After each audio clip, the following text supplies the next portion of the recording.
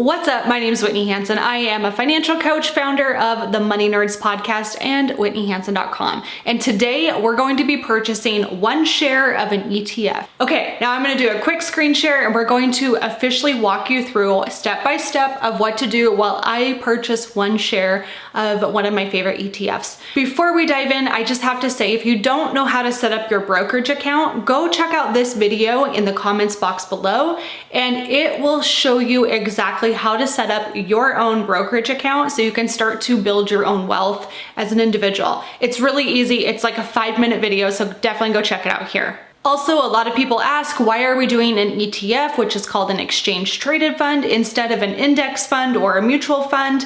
And the reason being is because for most people, when you're just getting started, you really can't afford the minimums that go with mutual funds and index funds. That's why we're starting with an ETF, because it allows you to start investing with so much less money than an index fund. So that is why we are starting here. Anyway, let's go ahead and dive in to my accounts, and we're going to go to account overview. Now remember, I initially invested $50. That's how much I told my bank to pull and put into my brokerage account, my Roth IRA. Now here's the issue. The investment that I personally want is an ETF. It's called the Vanguard Total Stock Market Index Fund. So this is all about 3,500 or 3,400 stock companies in the entire United States. Any company that's traded within the US, that will be in this stock, or this ETF. So I needed to add some additional money. See over here, because at that exact time, the price for one share of this ETF, the Vanguard Total Stock Market ETF, was $159. I contributed $50, so it wasn't enough to buy anything. I don't want you to stop if you don't have enough money. You can still contribute, and when you do have enough in your account, in your brokerage account, then you can finally make your purchase.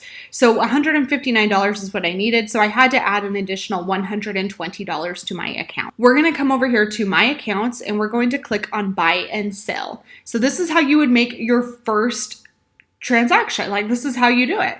And then we're going to go ahead and buy funds. We don't want to sell. We're not exchanging. We're just going to go ahead and buy. Now, if you're doing a mutual fund, this is what you would do. If you're doing ETFs or stocks, that's what you would do. Now, remember, a lot of the mutual funds and index funds cost a lot more to get started. So you might actually want to start with ETFs. These are a little bit more affordable. What we would do is we would select that this transaction type is we want to buy. Look up the symbol. Remember, I told you I was looking into VTI. This is the Total Stock Market Index Fund. So then we're going to click Get a Quote, and then we would say we want to buy one share. The order type, for this one, I almost always select market. It makes it a little bit faster, and you can read about all of the different types. It'll tell you what this actually means.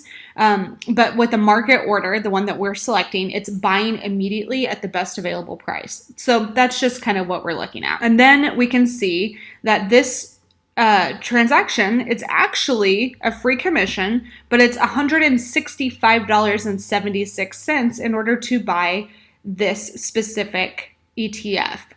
So we would need to add at least $165 to our account in order to make sure that we can buy one share of this account.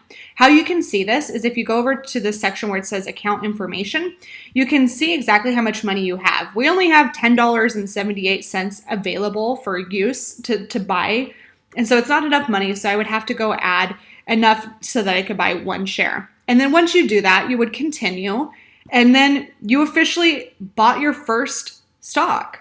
Like it really is that easy. All right, we are officially done. You saw me make a purchase for my first ETF, and I hope you see how easy this actually is. It's not super difficult. It takes a little bit of time and preparation, but ultimately it's pretty easy and very accessible. So this, if you're following this series, by the end of this, you will have actually started to make your first investment. So congratulations, and stay tuned because I'm going to be explaining what to look for when it comes to your funds, like when you're looking at an exchange traded fund, what specifically to look out for. That is in a coming up video. So make sure you stay tuned and hit subscribe and follow along. All right.